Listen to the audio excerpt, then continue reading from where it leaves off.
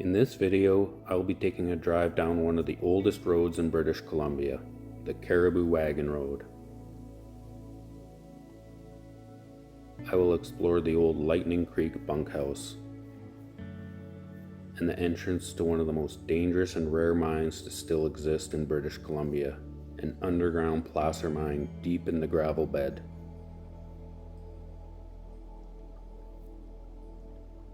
I will take a walk through the graveyard in Stanley and show you things you quite possibly have never seen in a graveyard before.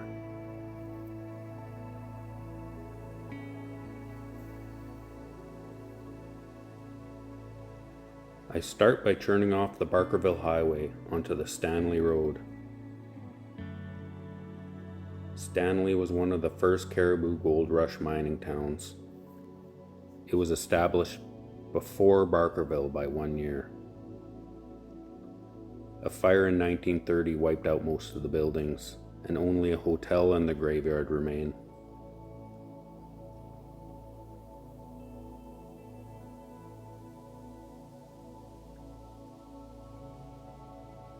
We are passing by the graveyard now. We will come back to it in the end.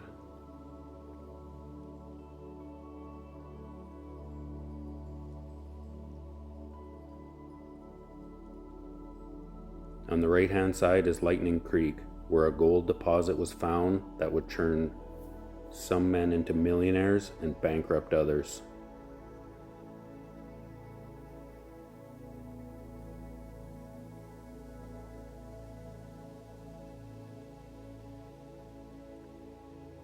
There's an old miner's cabin on the right-hand side, but the gate is closed most of the time.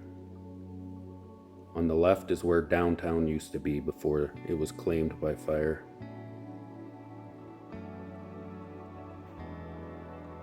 And this is the old Lightning Creek Hotel. It has recently been purchased, so we won't get too close to respect their privacy. Just past the hotel is the Lightning Creek Forestry Service Road. If you take that, after a few hundred feet, you can jump onto a piece of the old Cariboo Wagon Road. The legends of places like Lightning Creek in the Cariboo, where the rivers were shimmering with gold, caused men thousands of miles away to get gold fever, leave their good jobs and their families behind in search of their fortunes. The first prospector on Lightning Creek had a 3-day total of 142 troy pounds of gold. Gangs of men working other claims could only dream of numbers like that after years of work. Stanley was a boom town that seemed to sprout up from the ground overnight. It had saloons, general store, 4 hotels, dance hall, churches, and a post office. After a few years of panning and sluicing the easy surface gold, the miners left. 10 years later, they returned and started sinking shafts into the gravel up to 160 feet down. Underground mining in gravel is extremely dangerous and unstable, and everything needed to be reinforced with large wood beams. But even then, cave-ins were common.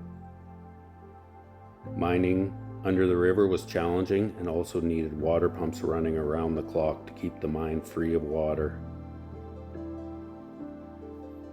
Miles of water flume needed to be constructed upstream to run what is called a Cornish wheel. It pumped the water out of the mine and also lifted the gold ore to the surface.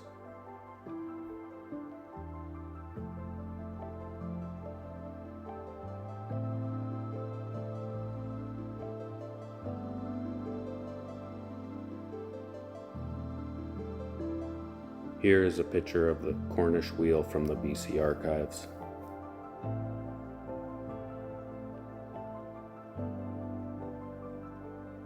While the government kept records of the gold discovered because of the taxes that needed to be paid on it, it's estimated likely double the gold was actually found and secretly kept to avoid such taxes.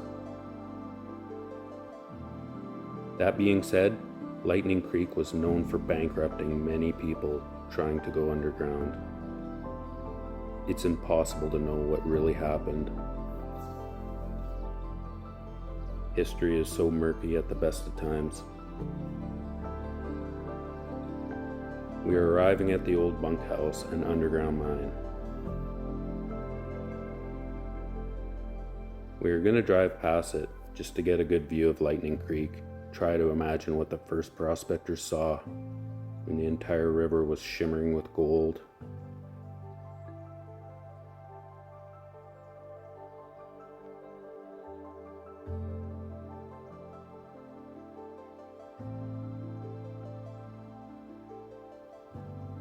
You have to wonder what this creek silently witnessed over the years.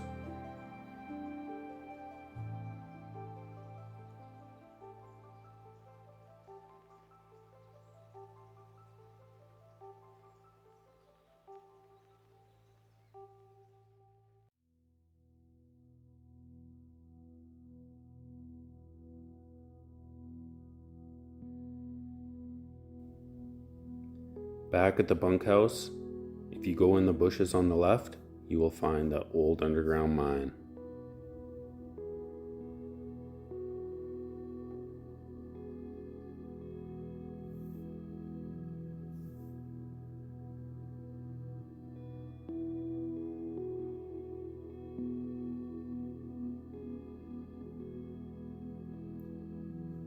This is the side where the Cornish wheel would have been pumping the water.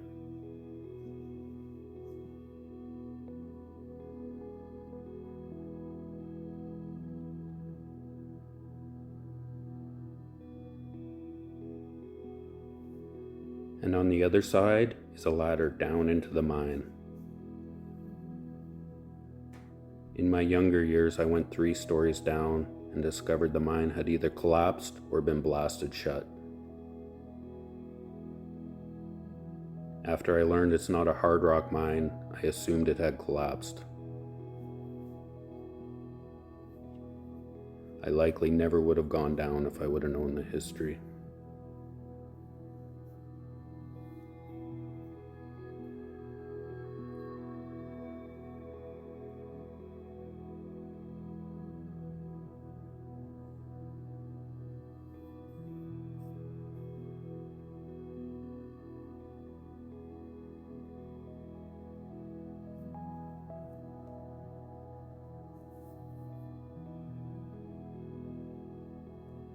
I'm calling this building a bunkhouse, but I've never really been able to verify the history on it.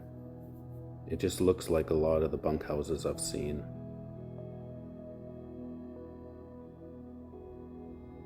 My guess is it's about 1920s or 30s, but it could be earlier.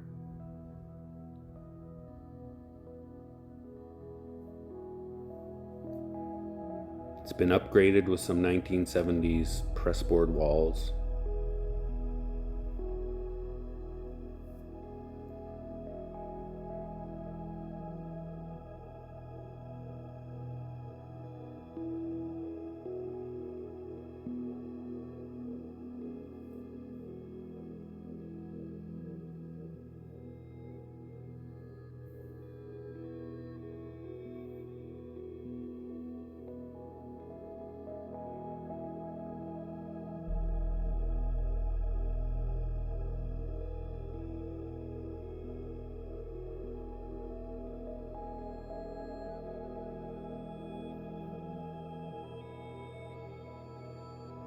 As usual, in buildings like this, there's rat feces everywhere.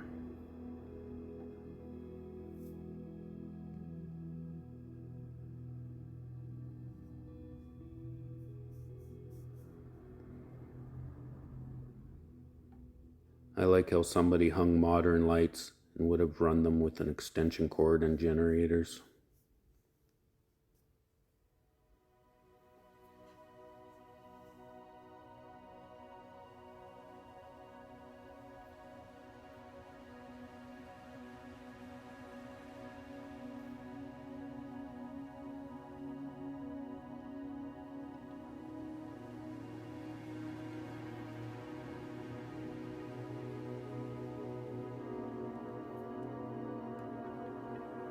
More rat feces upstairs.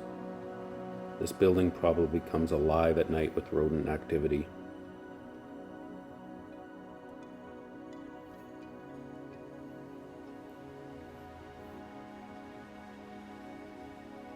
You would be lucky to sleep in this room in the winter because of the stovepipe coming up through the room to keep it warm.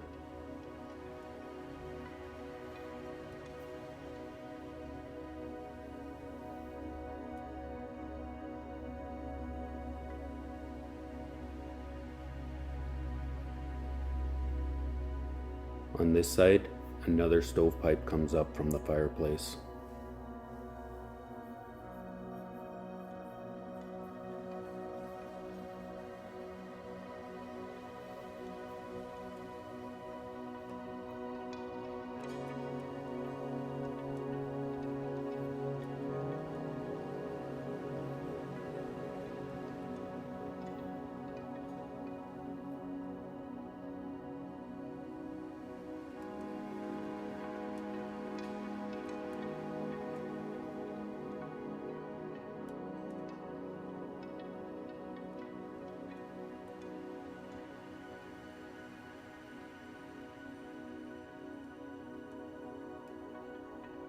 Today, the Stanley graveyard is a testament to the people who came from around the world in search of a piece of the gold rush.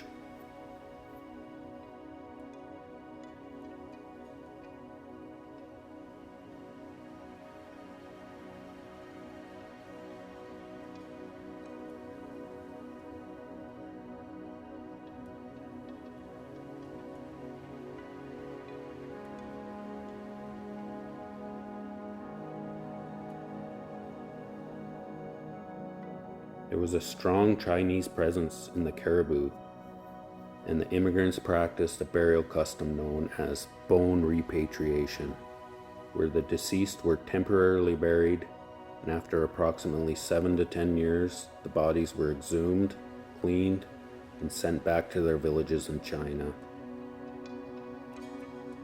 This practice was rooted in the belief that being buried in their own homeland ensured peace for their souls.